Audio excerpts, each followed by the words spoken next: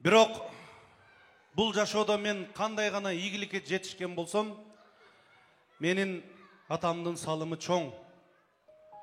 Жашоодо менин жолумду таап берген агайым, устатым. Атаке, бар болуңуз. Мен өмүрүмдө биринчи жолу атамдын жанында баш көтөрүү үчүн сүйлөп атам. Атам бар жерде, атамын жанында чогуу чай ичип отуруш дагы мен үчүн проблема. Мен бул кишиден башка эч кимден сүрдөбөйт болушум керек. Бир гана ушул кишиден сүрдөйм.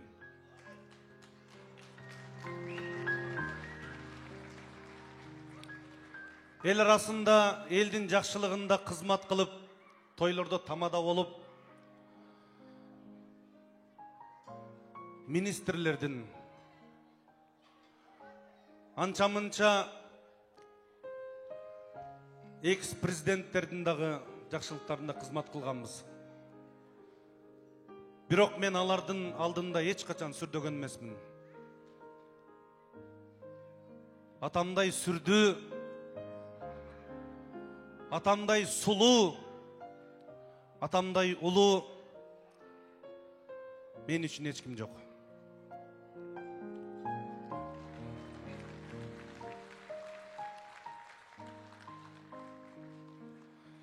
Ушул жерде атамдын бүт бардык жакындары чогулуп отурат.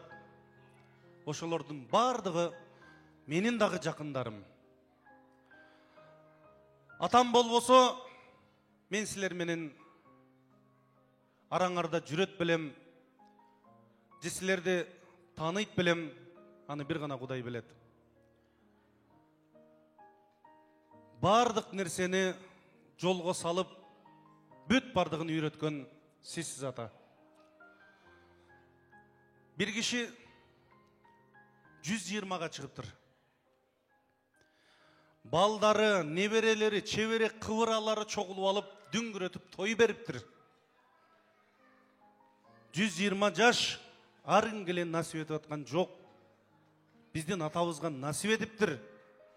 Той бербесек болбойт деп. Той бүткөндөн кийин балдар, небере, чебере кыбырлардын бардыгы чогулуп келип, ата, той жактыбы? Ыраазысызбы десе, балдарым, мен силерге ыраазымын. Бирок бир жери жаман болду дейт экен.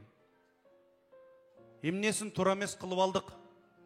Кайсыл жери жаман болду десе, классташтарым келбей калды да деген экен.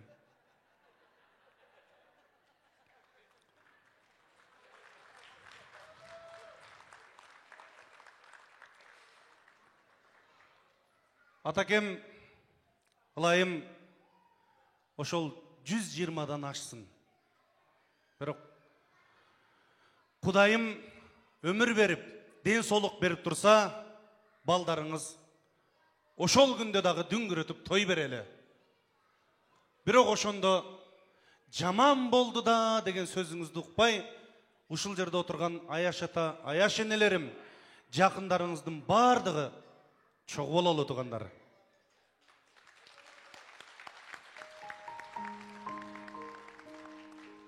Менин атама окшогон бир инсан бир күнү үйүнөн чыгып алып, коросун караса, мага окшогон бир баласы ары бери жумуш кылып жүрөт дейт. Балам дагы чоңойду. Келин алат окшойм. Баламды үйлөндүрөт окшойм. Бирок жашоосун тегиздеп кете алабы? Арабасын сүйрөп кете алабы? Баламды бир сынап көрөйүн дейт экен. Баласынын жанына келип, баласынын желкесине колун коюп, балам,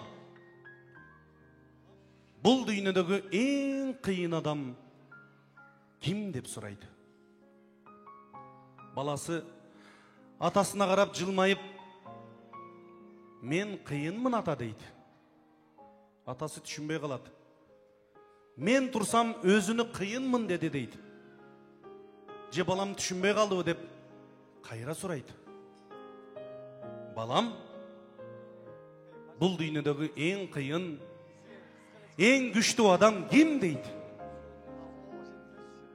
Мен кыйынмын ата, мен кыйынмын деп баласы көкірөгүн каклайт. Атасы таарынып жөнөп берет.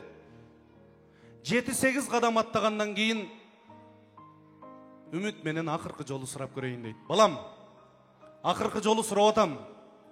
Бул дүйнөдөгү эң кыйын, эң күчтүү адам ким дейт? Сиз кыйынсыз ата дейт. Сиз кыйынсыз ата дейт.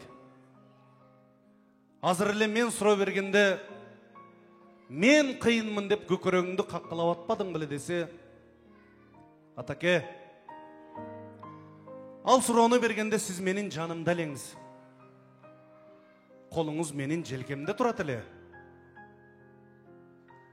Бул дүйнөдө сиз менин жанымда турсаңыз, колуңуз менин желкемде турса, бул дүйнөдө менден кыйын, менден күчтүү эч ким жок дейт.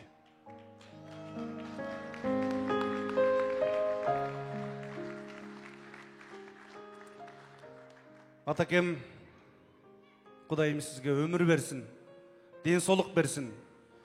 Бул дүйнөдө сиз барда. Мына отурган балдарыңыз эч качан сынбаган, күчтүү балдарыңыз болобуз. Сиздин бир гана берген батаңыз, дуаңыз менен. Чоң рахмат.